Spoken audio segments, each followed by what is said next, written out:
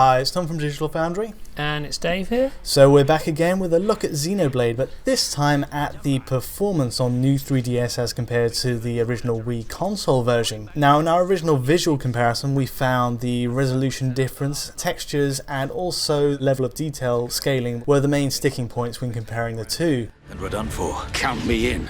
But actually the new 3DS comes pretty close in providing a home console-like experience, so we wondered if performance really held up as well. And as you can see, Dave, it's taking a hit in cutscenes, but overall not really too bad off in gameplay. I noticed it dipping to about 25, I think 18 at lowest in the initial cutscenes for the prologue, but otherwise a pretty strong 30. Yeah, I've noticed that the drops in performance mainly occur when there's sort of alpha and special effects going on screen. Once you get into parts of this fight here that are less strenuous and have less of these effects, it seems to stabilise. And that's pretty much the way it's gone for the rest of our playing experience. I mean, this is an extreme case. You've got all the mech-on enemies crowding around the main characters. You've got a lot of special attacks also at your disposal right off the bat. Some things you just don't get right away when you control Shulk around Colony 9. So in that sense, this is a pretty good stress test without having to get too far into the game.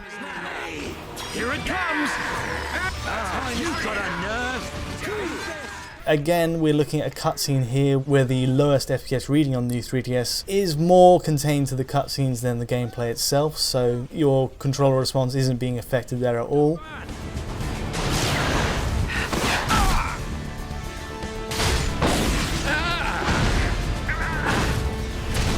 We moved on to a traversal test as well, this time controlling Shulk around Colony 9, where we get to see how the asset streaming and more densely built up areas affect the engine on new 3DS. And to be honest, once again, it's really holding its own. This isn't exactly a game which is pared back too much visually again. We're lacking some foliage across the ground and the level of detail streaming is dialed back a bit, but otherwise we're getting a 30 FPS experience.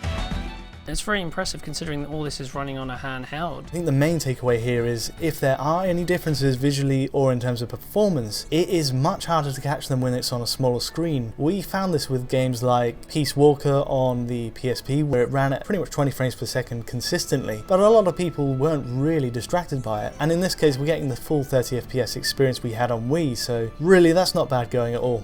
Anyway, that's about it for now. If you found this video useful and would like to see more new 3DS coverage, please feel free to check out our other videos, and also feel free to hit that like and subscribe button. We'd really appreciate it. Anyway, until next time, thanks for watching.